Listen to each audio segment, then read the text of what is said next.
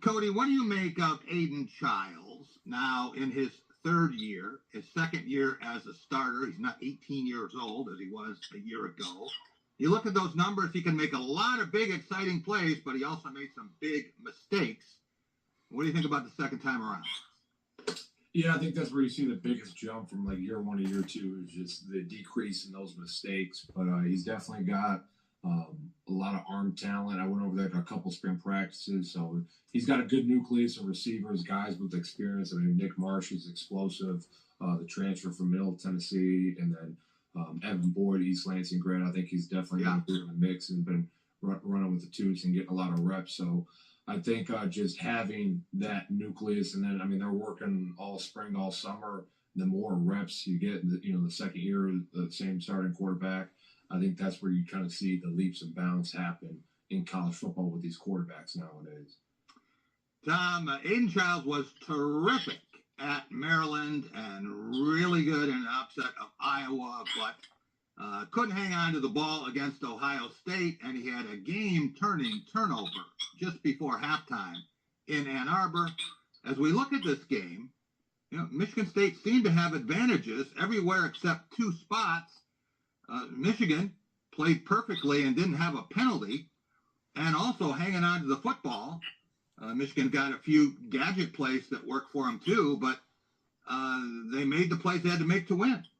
Yeah, and we've seen the dynamics of wins and losses flip around the other way, where Michigan State's had the less total yards and pulled out a game. I mean, I thought Michigan State played really well in that game, and quite frankly, after that game, when you look what happened, like Rutgers 41-14, maybe it just took a little sizzle out of them down the stretch.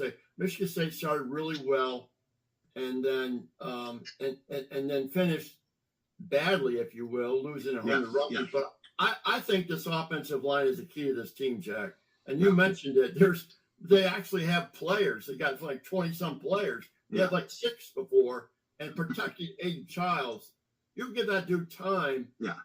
That's going to be a fairly productive offense, I think, with the receivers they have, like Cody mentioned. Well, if you have freshmen playing on your offensive line, true freshmen, and you lose your first and second team right guard, it's going to be a challenge, no question. Cody, looking at MSU's schedule for this season, and going through it game by game as you look at it, which games do the Spartans win? They're predicted to win 5.5 in Las Vegas. Yeah, I mean, I don't know which ones they win, which ones they lose. It's who's healthy, I guess. I think the big game, as you look at that schedule, is Boston College, and just with any team who's going to be fighting for bowl eligibility, just in that 6 to 8 win range, is that non-conference game in the beginning of the year that just kind of it can either really inflate your program, you get a lot of excitement, going into another win and going over to USC. Or it can kind of deflate that locker room and then make everyone wonder how good can we be. But, this team should definitely be bowl eligible and fight, anywhere. I think, 6 to 8 wins is somewhere. Yeah, I think so too. Tom, let's take a look at Jonathan Smith's head coaching career. I had a chance to sit down with him on Friday. But when you look at his performance in 6 seasons at Oregon State, doesn't happen overnight.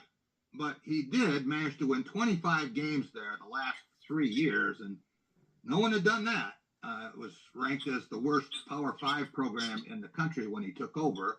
And again, a disappointing first year in terms of wins and losses at Michigan State. Do you think he can do what he needs to do and turn it around maybe sooner than later? Well, if they give him time, he knows that Oregon State, he got the time. He had 2-10, 5-7, 2-5. And, well, that was the 2020 season, and then he took off. And, this is in Corvallis, okay? This is not exactly a hotbed college football program at Oregon State. So I think they got a good guy. It's going to be key, though, is how the fans, embrace this team. Are they going to be down on them if they drop that BC game or they drop that SC opportunity? Are they going to bail on them? Spartan fans need to back their team. Yeah, they're going to be an underdog in 7 games, it looks like. Guys, I want to take a look at an NFL free agent who didn't hurt himself yesterday. Guys that were the young vets that were playing well before on defense. Here's one. Nice run. Nathan Carter I mean, he's got, that young man's got some speed. I'll tell you what, he almost broke one in the first half. Good looking player. Nate Carter trying to get a spot on the Falcons as a backup behind Bijan Robinson, and he'll play a lot on special teams. Can't have a better guy deep on your roster in terms of attitude. Cody, when you see a guy like that as a free agent in the NFL, how important is every impression he makes with coaches? Oh, I mean, it's everything. I mean, not just like that's what kind of probably the general population thinks watching that highlight that's going to make or break him right there. But it's really every time he walks in the building, how he's sitting in the position meeting, his eye contact in the team meeting, how he goes through indie drills. So really everything. I mean, the higher level you go, every single thing, every single move you literally make is being evaluated and judged in some aspect.